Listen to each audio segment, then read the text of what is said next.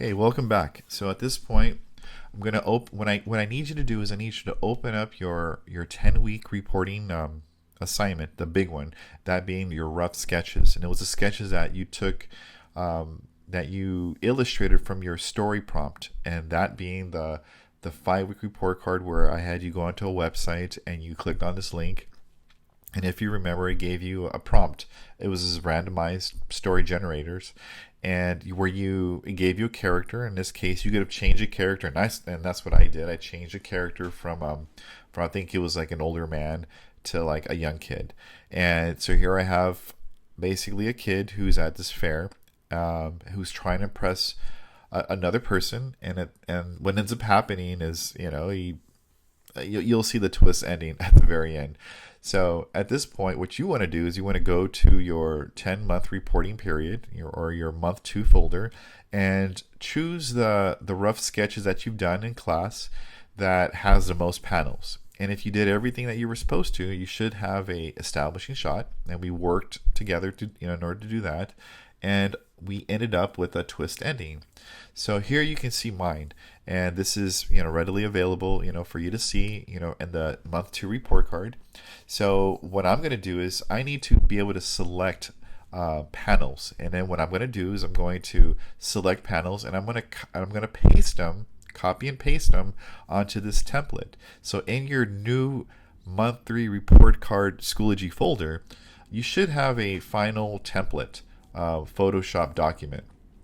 It looks like this, and this is where we're going to start laying in our story. So typically, what you're going to end up doing or needing to do, because you probably notice, like, wait, why is one half of the of this template right side up and the other side upside down? And that's because if you remember at the very beginning of the semester, where I handed you a sample that needed to be folded, and when you fold and cut it, it ends up looking right side up. So if you can kind of visualize this template printed out, folded in half, whatever is seen upside down would be right side up. So you're going to have to learn a couple of keys. Some of the most common ones is going to be going to image, for example, image rotation, and rotating it 180 degrees. So we're going to be doing this a lot because it's challenging having to work upside down. So going back to what I turned in last week or uploaded for you all to see is this story. So I'm going to use I'm going to pretty much stick to just 2 tools, that being the lasso tool and the other being the move tool. So at this point, I'm going to grab my lasso tool, and lasso starts with the letter L. And see, I like the fact that Photoshop gives you these little hints. So I have my lasso tool selected, and I'm going to select this panel, and it doesn't have to be the best selection. At this point, I want to edit, and I want to copy this first panel. So after you download your final template, your Photoshop document, the one we're all going to be using in order to paste and take our artwork from the sketch to the next layer, to the next level, is we need to start pasting our roughs, because right here we just really quickly using a brush tool, just drew out panel per panel, like what would happen from the very beginning all the way to the end. So when you open up your final template, what I recommend that you do is that you go to the bottom of your layers window, and I need you to select this little folder right here. If you click this little folder, it creates a new group. This group, if you double click it, is going to be where you're going to throw in all of your roughs. So I'm going to rename this roughs. And after I rename it roughs, I want to make sure that it's selected. So it's selected because it's light gray. And at this point, if you remember from the previous sketch, we had selected this with our lasso tool. We went to edit and we copied it. And when we go to our template, because it's already copied, in the system's brain or the clipboard, at this point you can go to edit and paste. And you're going to notice that when you paste something onto a document in Photoshop, it's going to throw it on top of whatever is the topmost layer. But in this case, because we have selected in our roughs folder, notice how our new pasted image is inside of the roughs folder. So at this point, what I need to do is I'm going to need to move this on top of page 1. But you're going to see a problem here. You notice how page 1 is on the top and it's upside down. So I need to turn this entire document around. Now, it would have been a lot more smart for me to, at the very beginning of opening this, to do what I'm going to do, and that is to rotate the canvas and then thus start pasting things around. But hey, when you see problems like this, it's good to start, learning new features and new functions. So I need to turn this entire document around because I don't want to work upside down. It doesn't make any sense. So I'm going to go to Image, and I want to rotate the entire image 180 degrees. And you'll see that now my page 1 is where it's supposed to be. Now on the downside, my pasted image, you notice how it's upside down. So at this point, what I'm going to do is I need to rotate this picture, this little thing, in the correct direction.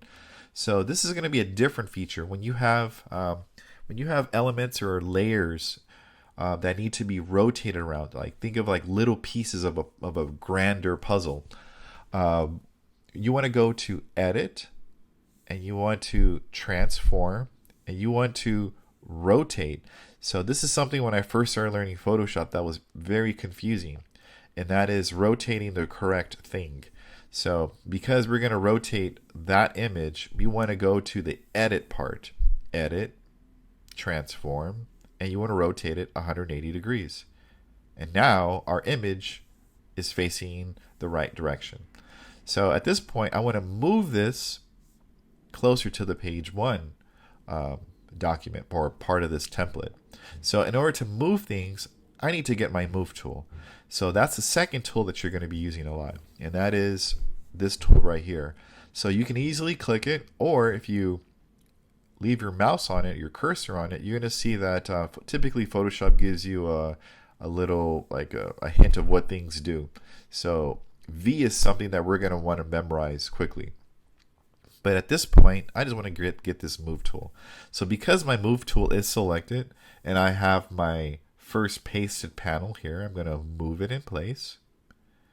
And you'll quickly realize that, oh no, the panel is too small. So in order to make panels or anything on a layer bigger, you can always hold down your Command key, and you can click the letter T as in transform on your keyboard. And at this point, you let go of those two keys, and you're going to see these these boxes that surround the layer that you are going to transform.